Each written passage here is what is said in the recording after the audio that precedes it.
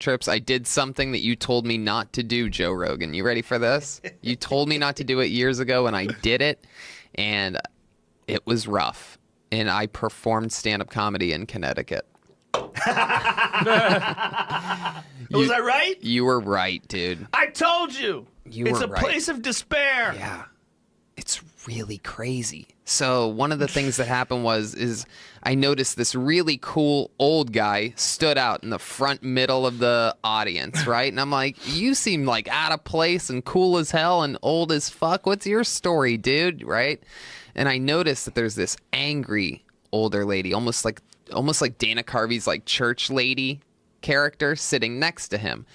And I go, and who's this angry lady that you're sitting next to? She doesn't want to be here at all. And he goes, that's my wife. And they were the most different seeming couple you could ever imagine. This happy, smiling, laughing at everything guy, and just this. I mean, she was looking at me with hate, not just not having fun. She hated me. It could have been something that I talked about early on. Maybe It was like something about probably your Amy Schumer joke. Could have been that. Could have been my Me Too joke. Could have been my Trump misdirect joke that people, you know what I mean? Anyway. But I noticed next to them, there's this girl who seems even angrier than the mom. And they're the only two angry people in the room.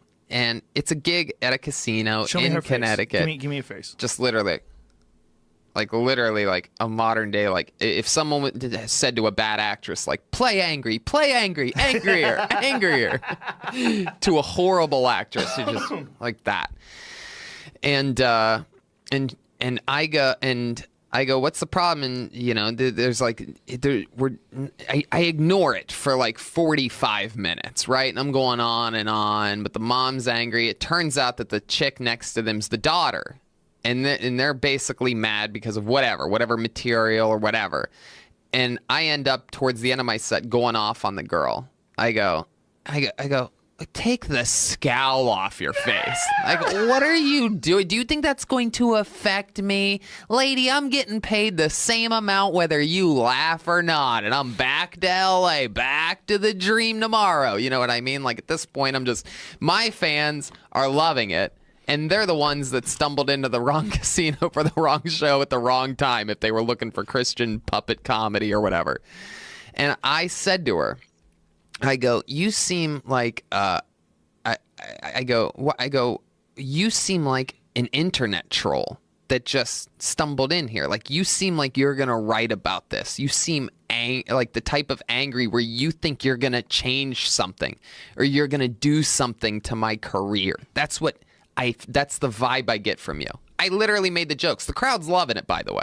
You know what I mean? Because they can tell, like, it's not punch. Is she saying anything to you, or is she just there was staring one. There was one part where I go, because my goal, the reason why I ignored them for a while was because I go, you seem like a tough lady to the mom, right? I go, you seem tough, but I'm gonna break you at some point during this set, and when I do, I'm gonna make sure this whole room knows. I'm gonna say I gotcha, and I'm not gonna tell you when it's gonna happen, but I'm gonna make you laugh.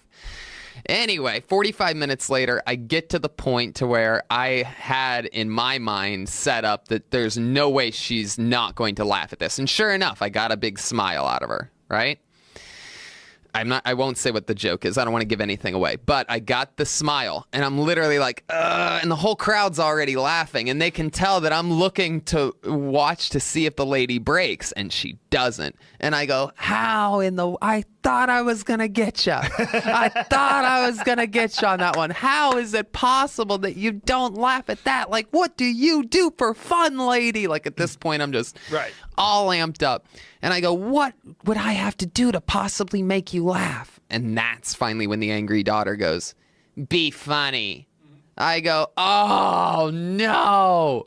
I've been killing for 52 minutes now. You know what I mean? Like, at this point, whatever. There's everybody else. The 99.9% of the other audience is the witness at this point, and they're against this chick, right? Because this chick's now just mad because whatever. And I go, you seem like the type of girl that thinks that you can even affect an artist. You know what I mean? This is this little millennial, nerdy girl. And sure enough, I go on Twitter later that night. There's at Mohegan Sun, you should not be promoting this comedian. 2 days later, my manager gets an email. And he's like, dude, we got this email from some lady in Connecticut. Says you were mean to her on stage. I'm like, she wrote you a letter? He's like, it's 3 paragraphs long. I'm like, what is happening? Like, I mean, what is happening in this world where someone's taking the time to write a letter to my manager, of all people, who, by the way, is laughing at the whole thing? Imagine if your manager dumped you for that.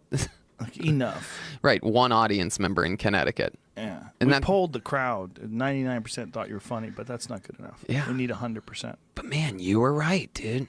And Connecticut is weird. It's a weird place. You could run into a person like that anywhere. Right? Yeah. I mean, I've run into people like that at the store. They Yeah. sit in the front row with their arms crossed. You're going to run into people like that everywhere. Yeah. But there's something about Connecticut where there's no real cities. You got Hartford, which is a land of despair, and you got New Haven, which is worse. And it's just a highway between Boston and New York. That's Yeah. all it is. Yeah. Boston's great. New York's great. Connecticut's like, what the fuck are you doing here? What's going on here? It's become such a running joke that Lex Friedman, the scientist from MIT, who's on here the other day to talk about artificial intelligence, he brought it up as a joke. What did he say? Do you remember what he said? Something about... Like he just wanted you to shit on it. I don't remember exactly what he said. Dude, I did so many gigs in Connecticut. So many. Because I lived in Boston, and it was like a, hour and a half drive. Yeah. 2-hour drive. You're in Connecticut. We did a lot of gigs there. Greg Fitzsimmons and I, we did a shit ton of gigs in Connecticut. We'd always leave going, what the fuck? Yeah, what was that? It Some was. of them were It good. felt dirty. It's a gig I did purely for the money.